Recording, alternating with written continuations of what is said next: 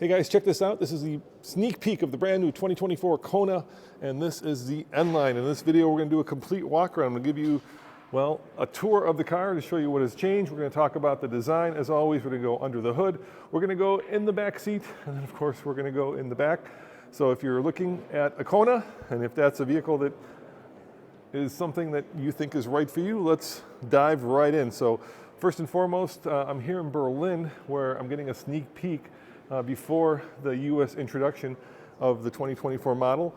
So this is your sneak peek, and let's talk about the design language, because obviously it's very different. The drag coefficient has dropped, so it's now a little bit more aero.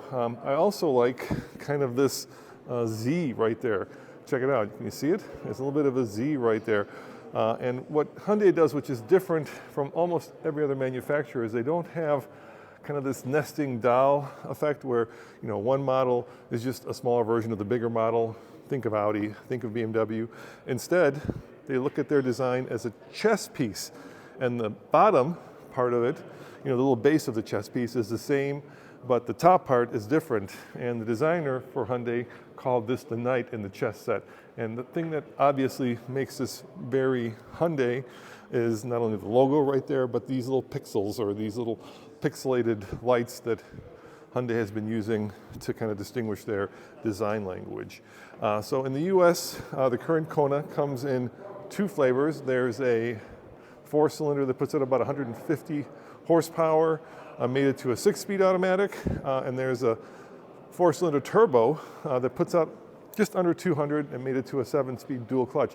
Now, since I'm here in Europe and these are European models, America has not yet gotten official confirmation of what's going to be under the hood, but all indications are that under the hood of this will be a powertrain that is similar to the one that we get. So think about, once again, two powertrains, 150 or almost 200 horsepower, and an electric version that we are still checking out over at TFL EV. So head on over to TFL EV if you want to see the electric version of this. And that's what it looks like under the hood, and I don't know which one this has. I suspect since this is the N-Line, it's probably the bigger of the two turbos. Now, a lot of this information that I've gotten is based not on American specs, but on European specs. So a lot of this I'm not 100% certain about. We're going to get the official unveiling of our version, the American version, at the New York Auto Show. But as you guys know, the N-Line represents kind of the go-fast look without necessarily the go-fast performance bit of the regular N, and no word yet whether we're going to get another version of the N Kona. I do like this spoiler back here, which does look quick and fast. Other thing I like, big letters that spell out Kona. That's something that is, of course, now becoming a very popular design criteria. And of course, dual exhaust pipes on this N-Line. And then, I don't know what you think about the design language, but this part right there, the little like squinty light, and that light reminds me a little bit of like a droid out of the Star Wars franchise, but I'll leave that up to you. So let's look inside and see what they've done. Now the 2024 version, which by the way will come out probably later toward the end of this year, so you'll be able to buy this probably, you know, third or fourth quarter of the year, is a little bit bigger, so a few inches wider and a few inches longer. A lot of that room has gone to the back seat, and it competes kind of in the B segment of the crossover world, which are cars like the Taos, the HR-V, the Corolla Cross, I believe, is in that segment as well. So, you know, a little bit small crossover, and we get 3 different variations currently, including an all-wheel drive. And I'm not sure if that's going to change because, well, New York Auto Show is coming up. But let's look at the inside of this guy. So first and foremost, in the end, you can see the red stitching. You can see the red accent marks in the seat. Very sporty, especially right there. And of course, a big 12.3-inch screen, which is new. And inside here, traditional sunroof.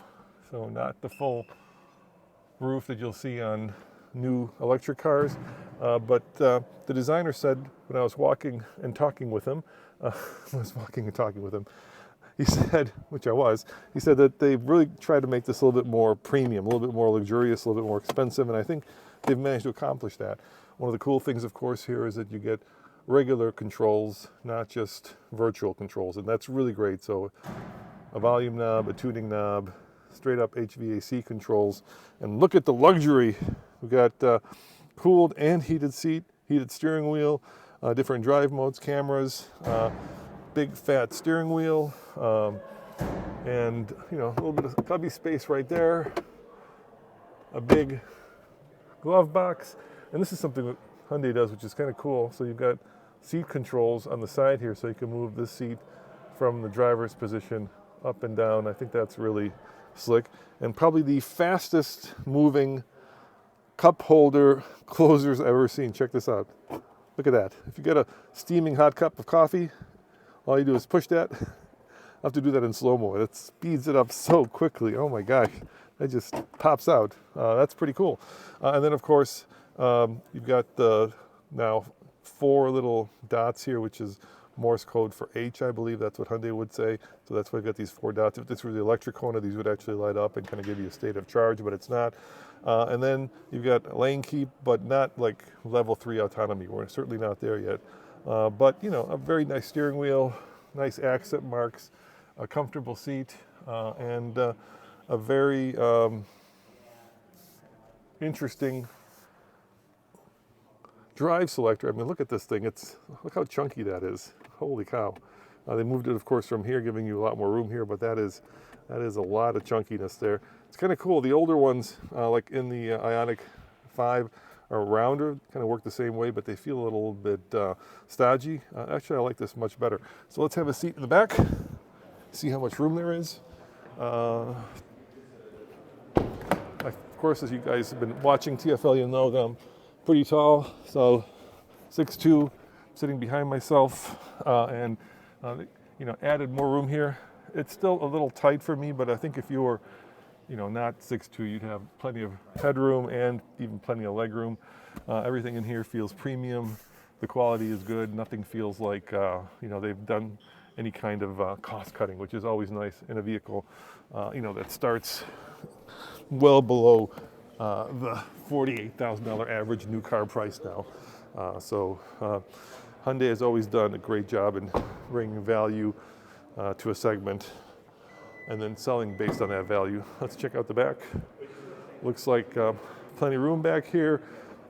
Split seat, folds, and then of course a little bit of a storage cubby down here, probably for a spare tire. But yeah, a lot of room, and certainly a vehicle that will appeal to a lot of people. I remember when I went on the launch of the previous generation, actually in Kona, in Hawaii, and I was always a little bemused by the headlights, because traditionally, and this is a modern design concept thing, traditionally headlights were up here, and these were the marker lights, and now of course these are the headlights, and that is kind of the marker light. And I do like this almost Star Wars like long headlight, long LED light that goes across the front of the Kona. And in case you're wondering, maybe you're watching this someplace else, over here, right there, is the Kona Hybrid, which we won't get. So I don't want to show that to you, but we are going to get the electric version. And if you head on over to alltfl.com or our YouTube channel, TFL EV, you'll get a full walk around of the electric version as well. And there it is, the brand new Kona. And ironically, I'm not in Hawaii, but I'm in Berlin, because this segment is red hot in Europe, apparently.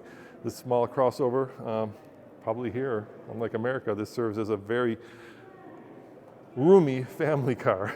Of course, in America, we're probably way beyond this in terms of family cars. Thank you for joining me, and check out alltfl.com, and I will see you next time. Ciao.